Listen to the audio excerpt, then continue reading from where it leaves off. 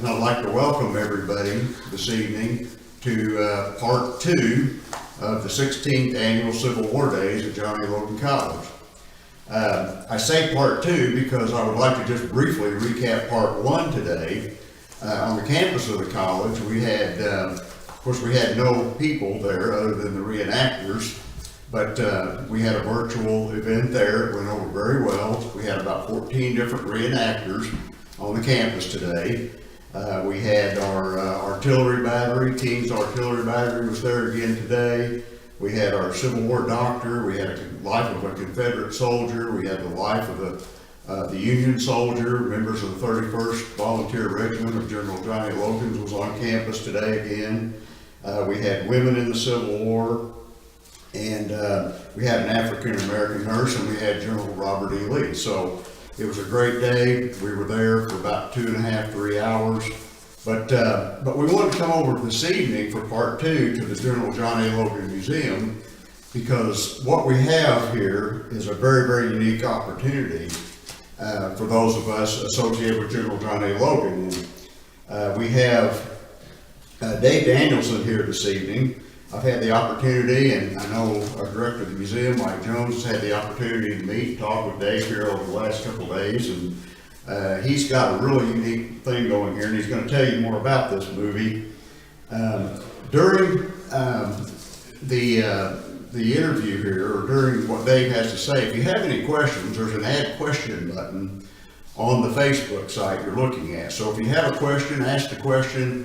We'll do our best then to relay the question to Dave, and as Dave is finishing up, then we're also going to bring in Mike Jones, the director of the John A. Logan Museum. He'll step in here in about 15 minutes or so and share some of his thoughts, perspectives, things, maybe anything. You know, there's obviously not been a whole lot going on with the museum here lately with COVID, but he can share with you any thoughts he has about what's going on with the movie.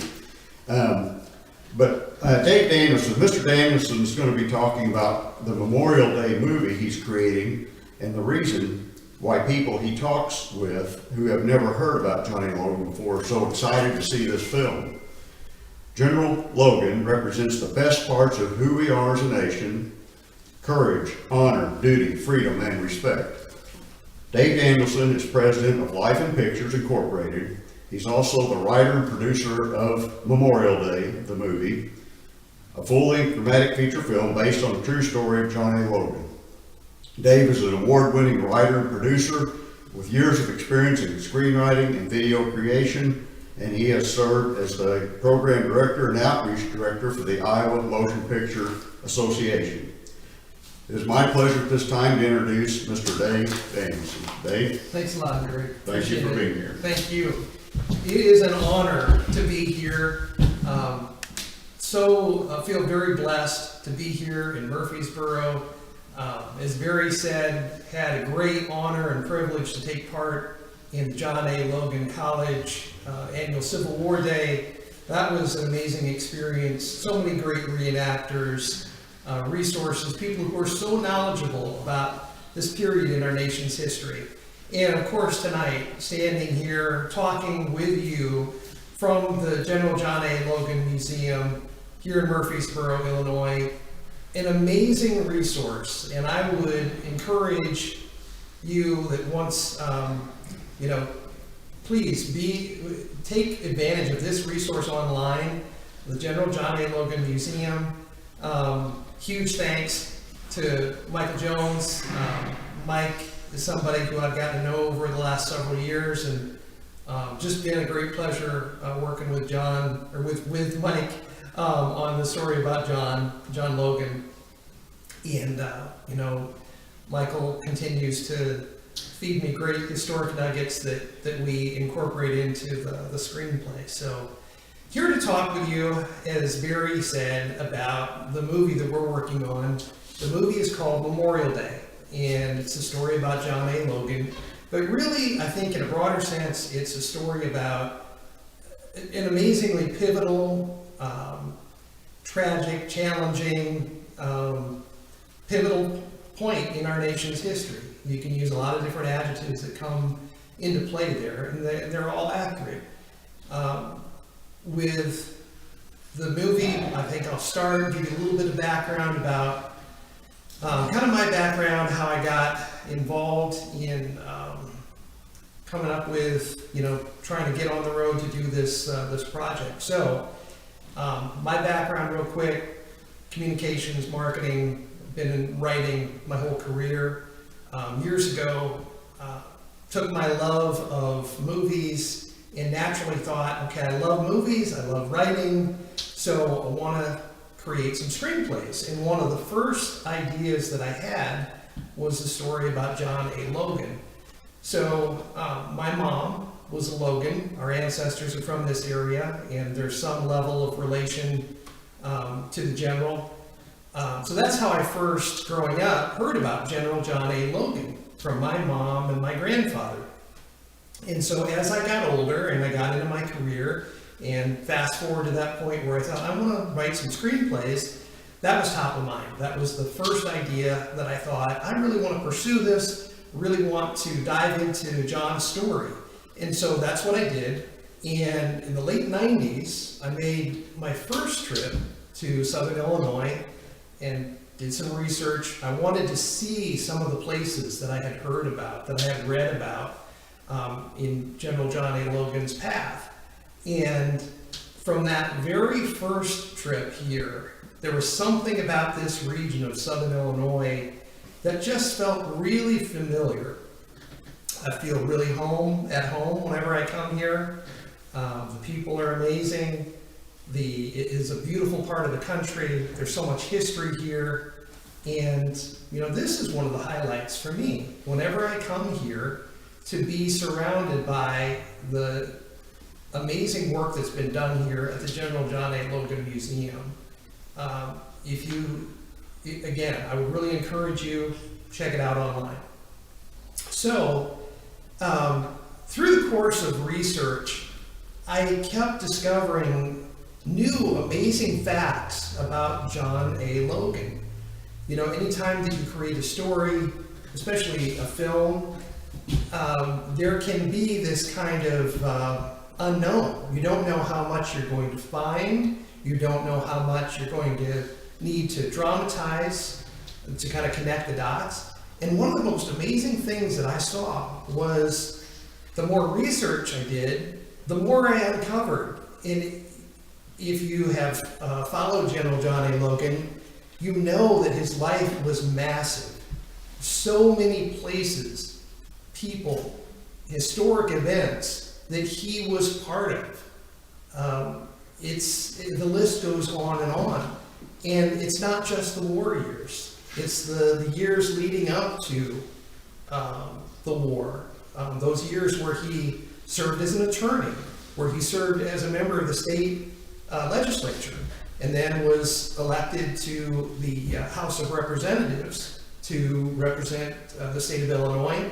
And then those days leading up to the Civil War, he resigned his seat in Congress, came back to Illinois, and raised a Union regiment.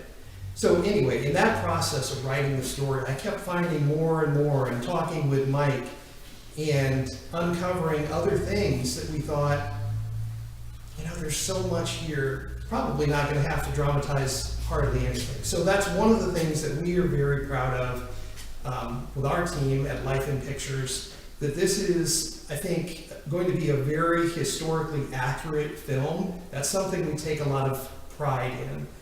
And the reason why we take pride in that is because it reflects on John A. Logan. There's no need to dramatize or to stretch things at all. He had an amazing story in and of itself. It's the old saying that sometimes truth is more amazing than anything that someone could come up with. For example, one of the elements, or one of the chapters in John Logan's life that I am the most proud of for him was toward the end of the Civil War.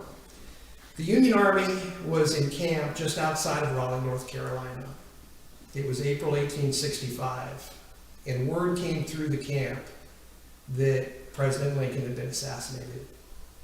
Now, as you might imagine, you've got a camp full of men who have lived side by side, who have endured disease, hardship, seeing their friends killed. By the way, this happened on both sides, obviously, the Confederate side and the Union side.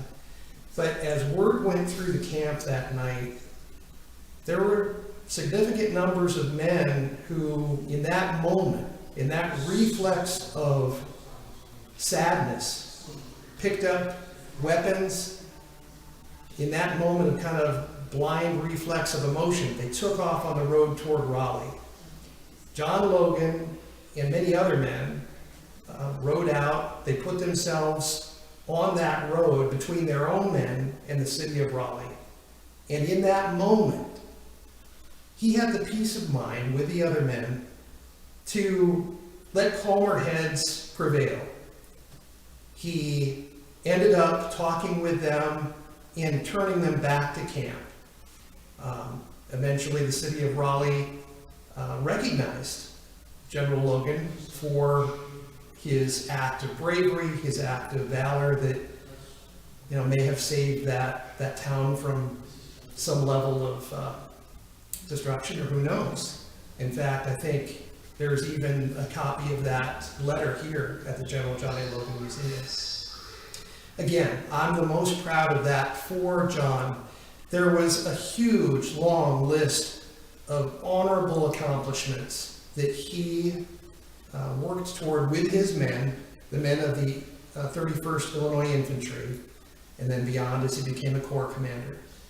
But for me, and as we at our team at Life in Pictures think about this movie, about Memorial Day, one of the things that stands out for us is it's a story about a man who didn't want war to come. He was very much someone who believed in compromise, who wanted the country to stay together so that it could work through its wounds and its issues as one and work through it and get on the other side of it. But when war was inevitable, and when war came, and when that was clear that that was the only path that was going to happen,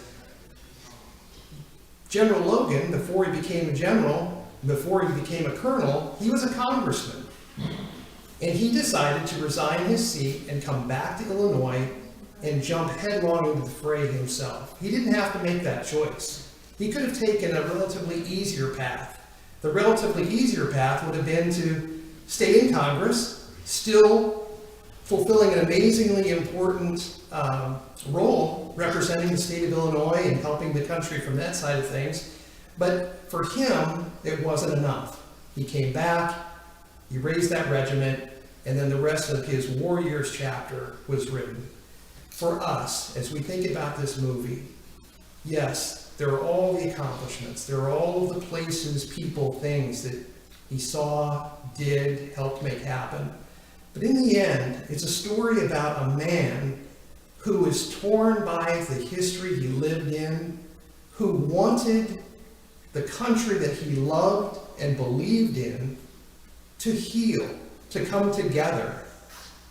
He was looking for peace and to save a whole country, not have two pieces or multiple pieces of a country.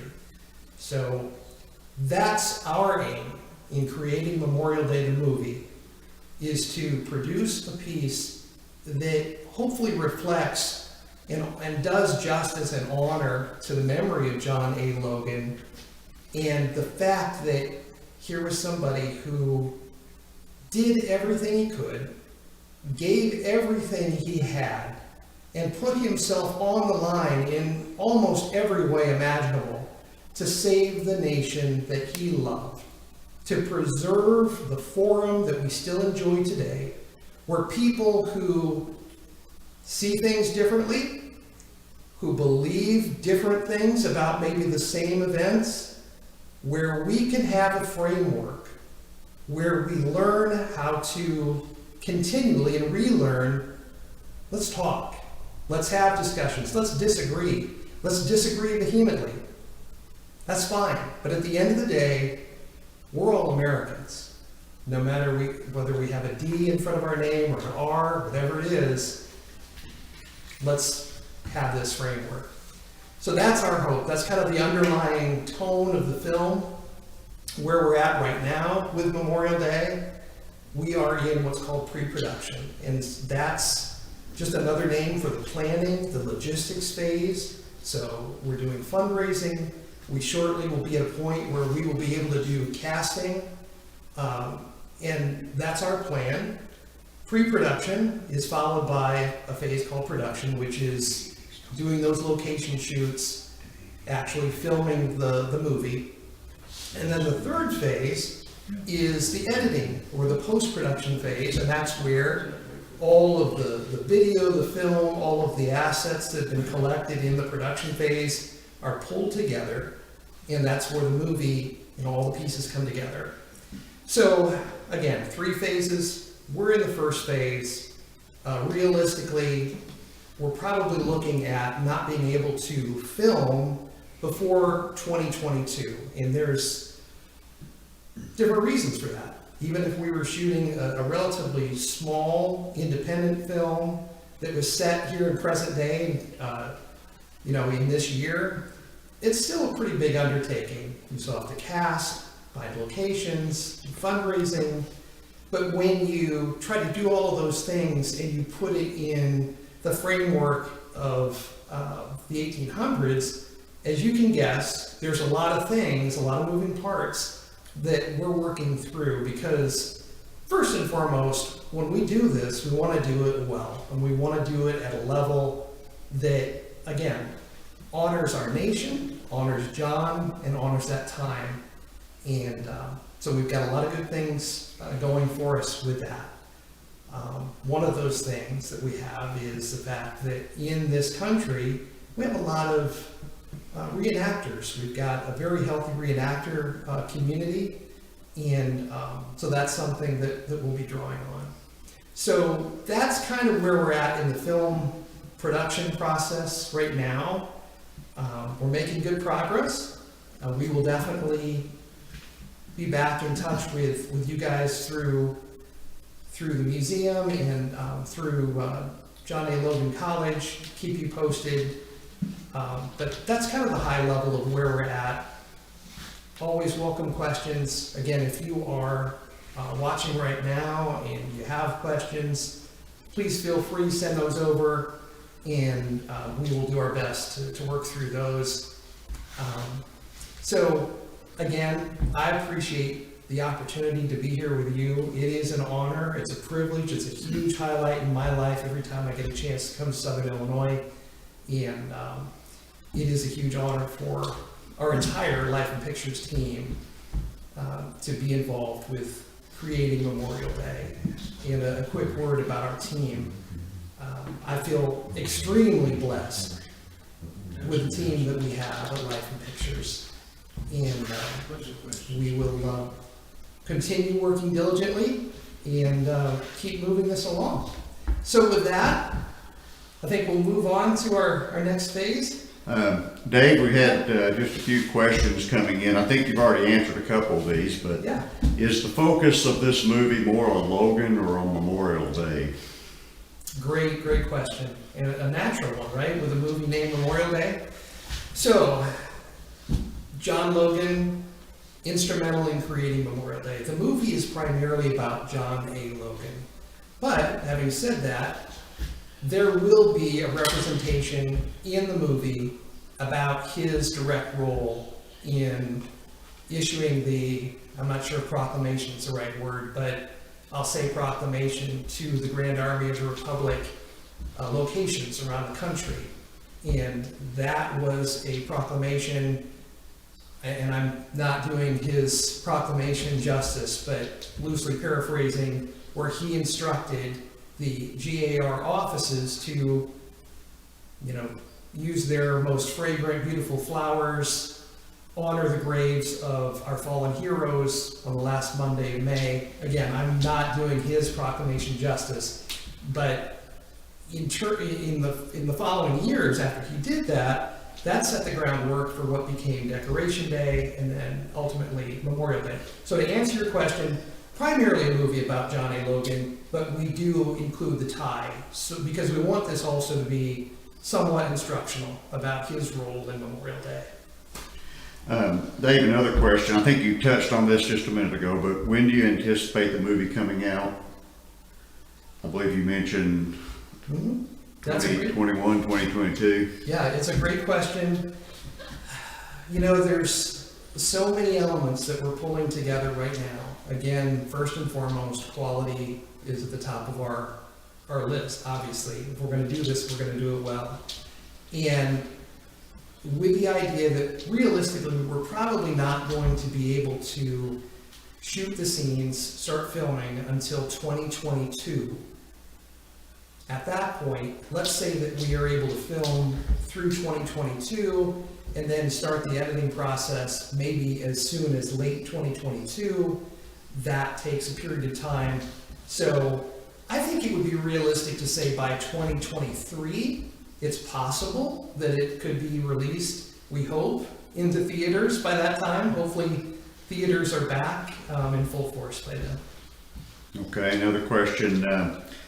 Dave, have you read the accounts of JAR members when during one of their encampments, former General Sherman passed by and a few murmured niceties were uttered, but then when Logan passed by, the JAR members broke out in great cheers and celebration. Are you aware of anything of that nature? I have heard that, and I know I could go down a rabbit hole on this one really quick, but I know that there was kind of a divide that formed between General Sherman and General Logan. During the course of events of the battles during the Civil War, one of General Logan's closest, dearest friends, General James McPherson, was killed near the Battle of Atlanta, during the Battle of Atlanta. After General McPherson died, General Logan should have ascended, and did, I believe, for a very short time, to command the Army of the Tennessee. There were some political things that came into the equation there. That promotion did not end up going through. Long story short, and Mike can give us much better information or can say it much better than I am, there was a divide between General Sherman and General Logan that I think extended beyond the war for a number of years. And I think that the men who reported to General Logan, who they lovingly referred to as Blackjack, they felt that. They believed in General Logan. They wanted him to be rewarded the way he should be for his valor, his honor, and for for all the great things that he did. So yes, I did hear that, yeah.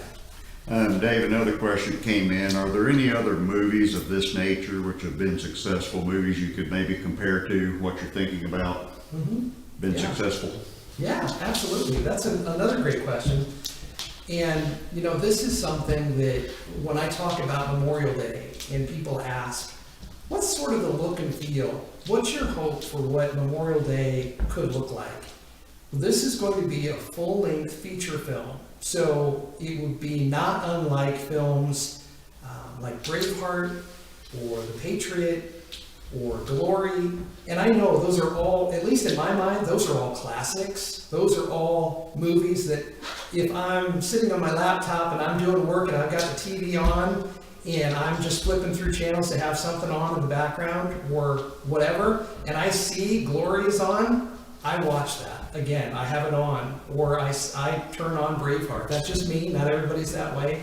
But that's really similar in terms of production value. That's what we are working toward. So we have been, we feel very thankful that some of the reviewers who have looked at the story have on their own compared what they've seen from the script to movies like Glory, Patriot, Braveheart. That has been really a rewarding feeling. So there are similarities in that. There are, in terms of a historical drama that has a lot of combat, there are some comparisons that you can draw there. At the same time, some of the comments that we've received from reviewers have been, this is a new take on the Civil War genre, because not many people nationwide know that much about General John A. Logan.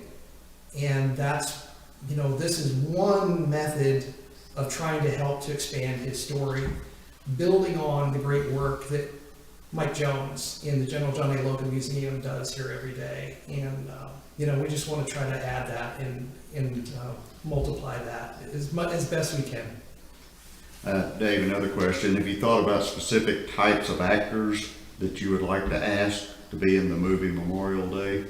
Yes, we really have.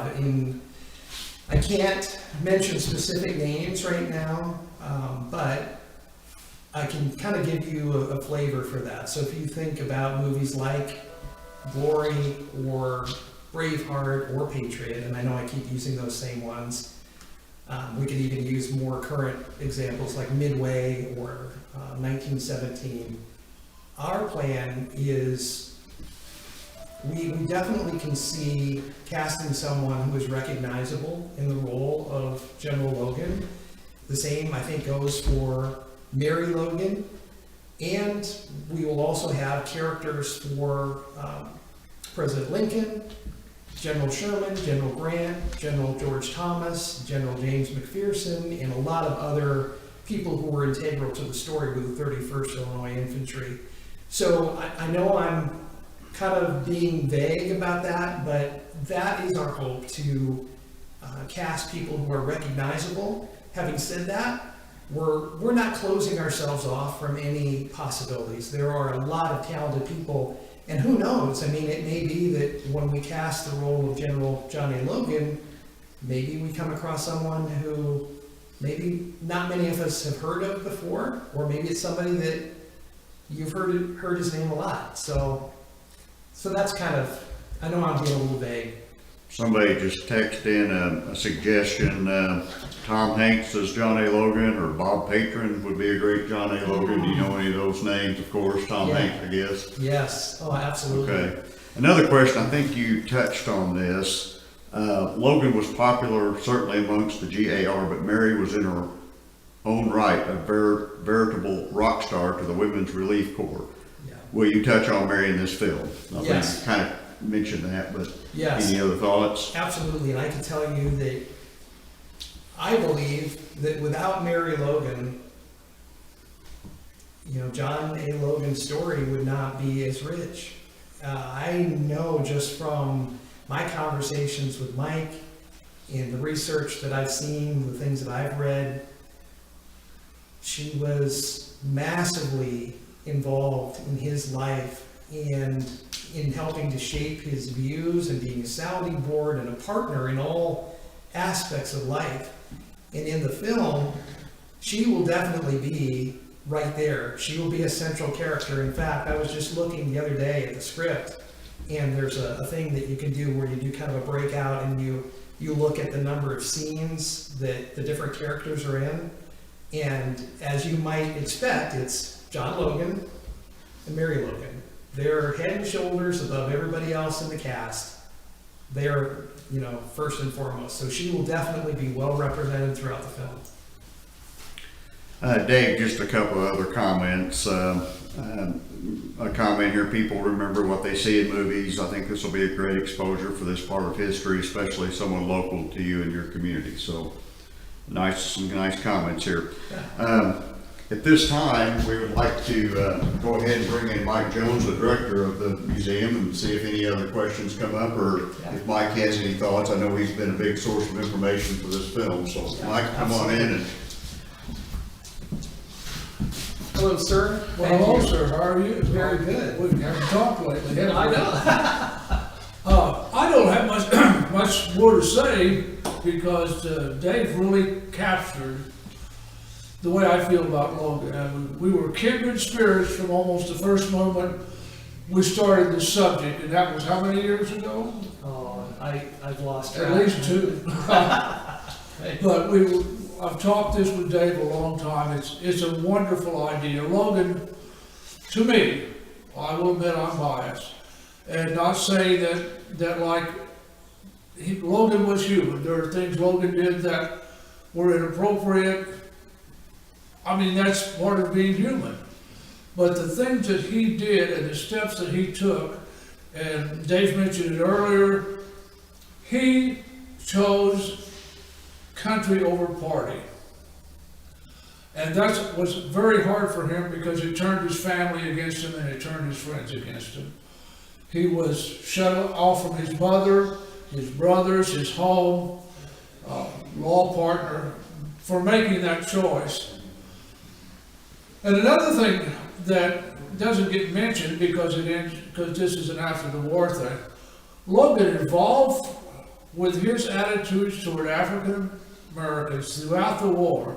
I mean, he went from basically a Southern Illinois devout racist, because racism was common in the entire United States at that time. And Logan was raised by people who felt a certain way. And he challenged those beliefs that he had learned all of his life, and spent the last section of his life after the war, the post-war years, trying to work to secure equality for African Americans. And to the point that he was Frederick Douglass's choice for president in 1884. He was the one, he wanted him to get the Republican nomination.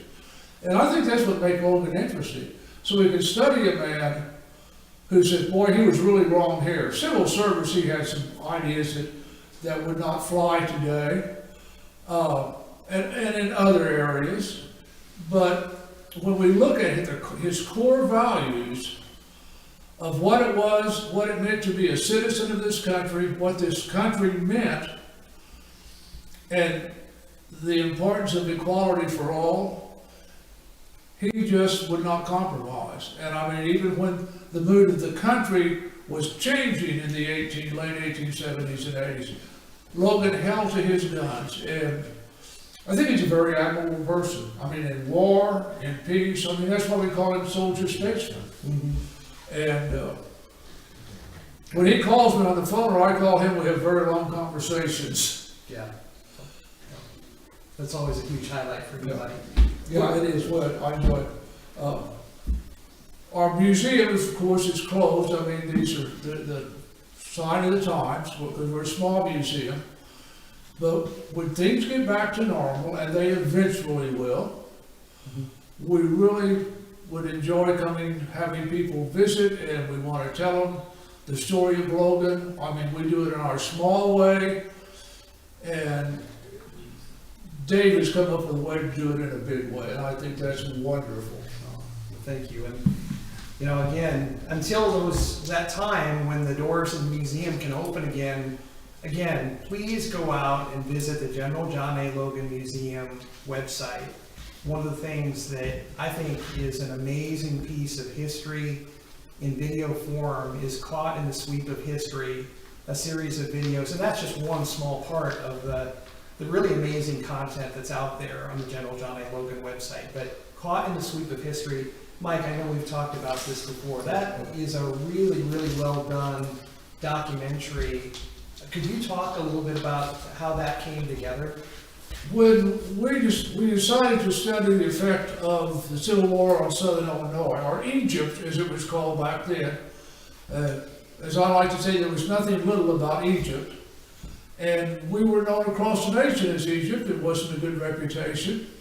But in the end, Grant complimented Egypt, Southern Illinois, and Logan in his memoirs for their support of the Union during that period of time. So that if you look at per capita involvement in the Union Army, or enlistment in the Union Army, for Illinois it was 29%.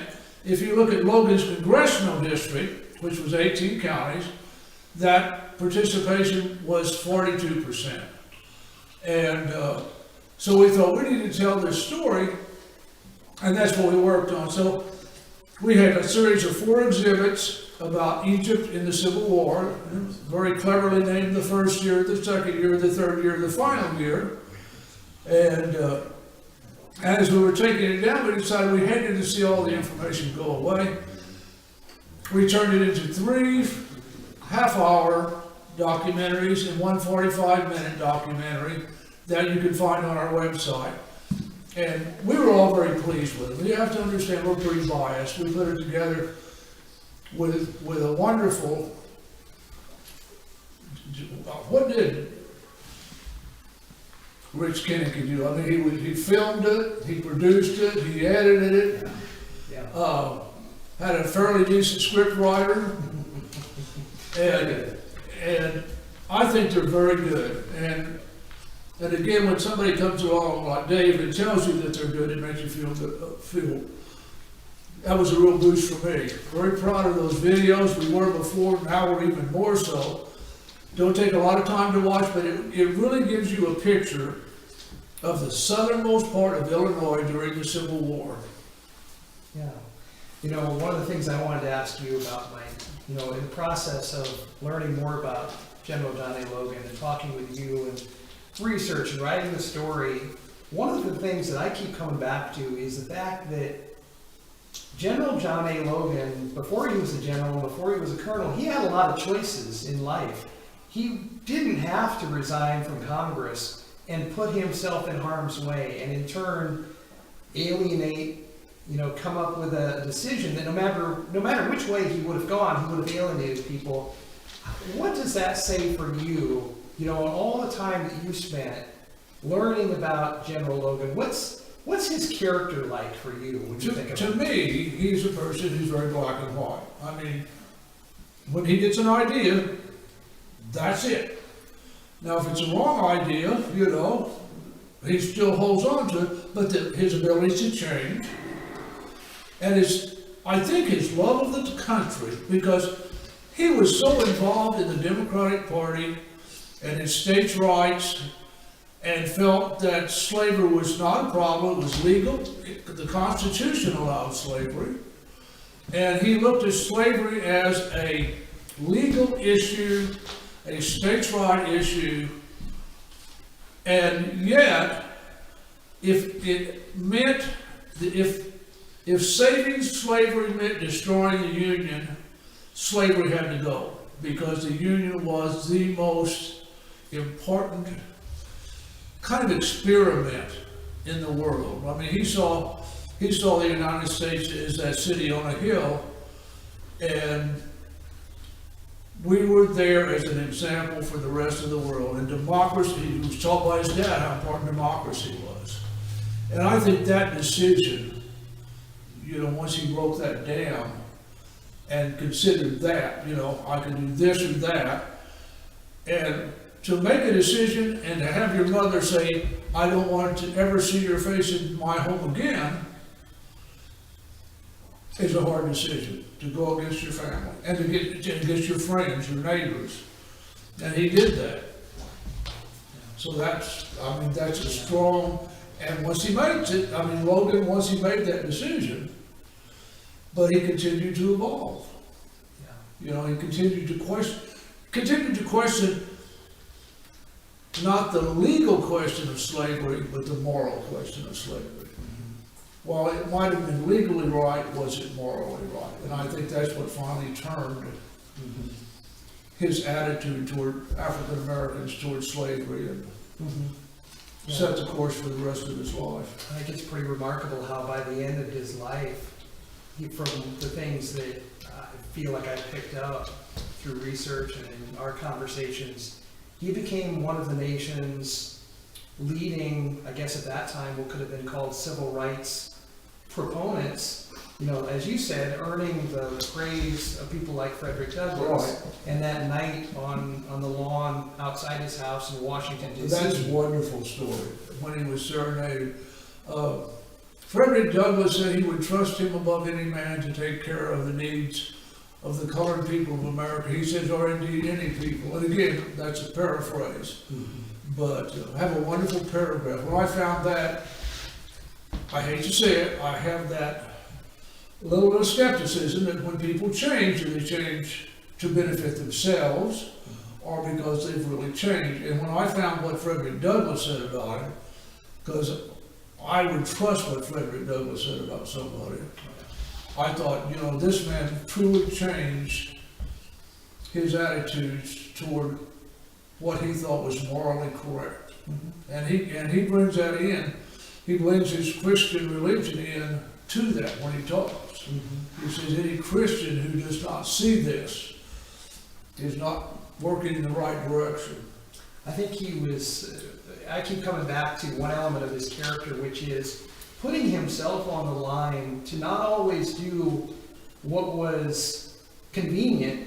It wasn't convenient to put his life in danger immediately as soon as he resigned a seat in Congress to raise a regiment on either side of a war, knowing that you could die. Right. And then, you know, the decisions that he made in terms of coming out over time to be more verbally supportive through his actions of civil rights, through equality, that was not a convenient thing. It was not convenient at the start of the war when he knew that that decision to raise a Union regiment would probably not be favorable for his own family at home. It would, yeah, that's true. So you can't, I don't, you know, it's hard to judge a person's intent, but his intent seems, I can't think of another word, but we'll say noble, yeah, but, or just, or considered to do this for a better reason. And when he fought, he was there with his men. And I think that's why they loved him. They say that he would put his tent, he would set his headquarters up just shy of the artillery range of the enemy. So that he would be the closest, and when Grant would want to get a good look at what was going on, he'd come to Logan's headquarters tent to raise the battle.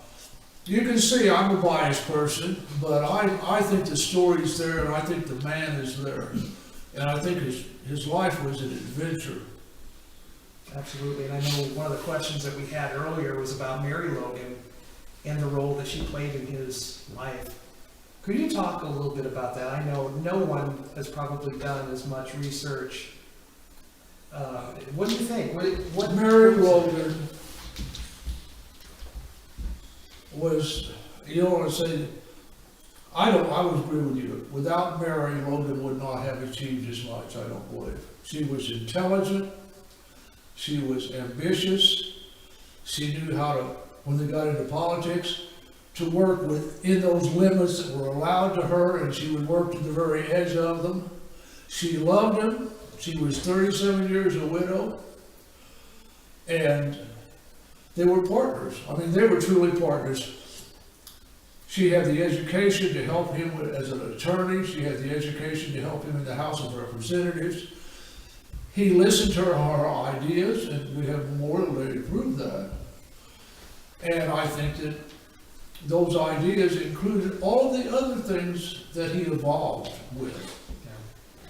So I think she was very important in his life. He loved her, and there's a letter he wrote before he went to Donaldson, and he talks about, if I don't come back, it's one of those letters, and he says the tears are staining this letter. And some of the letters that are in Library of Congress are wonderful, and you can see that love between them and that connection between them. I think one of the things that I come back to that's very poignant in their relationship was when she, after the Battle of Fort Donelson, she had seen his name tacked up in the, you know, in town, how they used to, the newspaper accounts, or they had the list of the killed and wounded, and he was listed as being killed, right? Right, he was listed as killed. And she was, 24 years, she was 23 years old, a widow already, with a child. And the story of how she gets down to find out that he's still alive is good, because, you know, she would run into a problem and she'd just circle around it and keep heading down. But if you can imagine opening a newspaper and reading that your husband was dead. And I mean, that was the only way they knew about it. And Civil War took a terrible toll on people's lives, and there was just a tremendous amount of people killed. Logan's 18 counties in his congressional district lost about 4,000 men in 4 years. Wow.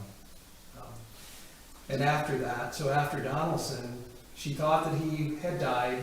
She went to the front to retrieve him and bring him home, right? Bring his body home to bury him. And then on the way, she discovered, or Found out he was alive. Nursed him a little bit down in Donaldson, and then brought him home to Murphysboro. And he missed Shiloh because of that, so he was not at the Battle of Shiloh. But and after Donaldson, that's when he got his first star. Grant recommended his promotion. And he headed down while he still had trouble putting his arm in his coat. He was ready to be back with his men. And he stayed with his men throughout the war. one of the things that also comes back to me is when he was back and after the Emancipation Proclamation was issued, and there were again murmurs in the ranks in the Union Army of people saying, some people saying, I didn't sign up for this. And he, again, didn't do what was convenient, but he did what he felt was right and actively spoke out in favor of tribes moving forward. Yeah, and the use of black troops. Yeah. And there's a wonderful quote that comes from a letter that there were, and they talk about there was turmoil about using black troops. And then Logan gave something like a right good speech, and he says, and then no more was said about it. And I thought, that talks about empire, you know. Yeah. Because just to say that, you know, the regiment was unhappy, Logan says it's okay, so it's okay. Mm-hmm. What would you say about his power of oratory? I mean, it had to be pretty, as you're just saying, very impactful. What kind of a guy was he? He must have had tremendous charisma. He must have had. I mean, today, if I had to go out and listen to a speech that was 2 hours long and stand through the whole thing, but that's what those people did back then. And he was able to catch their souls in his speaking. I mean, he brought people to the Union Army. He brought people to accept emancipation. He brought people to accept black troops who were not predisposed to accept them. If you lived in Southern Illinois, if you lived in Egypt, you were not predisposed to accept any of those things. Southern Illinois wanted to secede and form a state called Egypt, and then join the Confederacy. So I mean, that was the starting point. And they ended up putting 42% of their eligible men in the Union Army. Wow, 42%. That was phenomenal. Yeah, what a grant quota it was. Yeah. And who could question U.S. grant? Yeah. Which, by the way, they became lifelong friends. Grant Yes, they became lifelong friends. Wow. This is right. Logan nominated Grant for president in 1868. He gave a speech and nominated him. Wow. Any other thoughts? No other real questions coming in, so I'd just like to thank both of you once again for this evening, for Dave for coming down and sharing your thoughts about the movie Memorial Day, and Mike, we talk a lot, and for allowing us in this evening and for helping support Civil War Day. Obviously, without you, we never got this kicked off 16 years ago, so. No, it hadn't been that long. No, it's been 16 years, yes, so we started this, it just seemed like I was a young man. Well, yes, I was thinking that just now, so. But thank you both once again, and thank you all of you for attending. We've had some good questions, some good thoughts. You know, we appreciate the support for Civil War Day at the college. I do encourage you, if you missed, I know some of you came in late, this is going to be on Facebook, on the college website where you're at right now. You can rewatch it if you'd like, or it will be on YouTube probably tomorrow. We'll share those links on the college Facebook page. And once again, I'd like to thank Jonathan LeBlond with the college. He's been helping and has made this all possible. Trust me, I'm not sure there's enough expertise and technology knowledge here among us, maybe with Dave, but we do appreciate him for helping and making this possible. So Thank you, everyone. That You're concludes welcome. this evening's service. Thank you.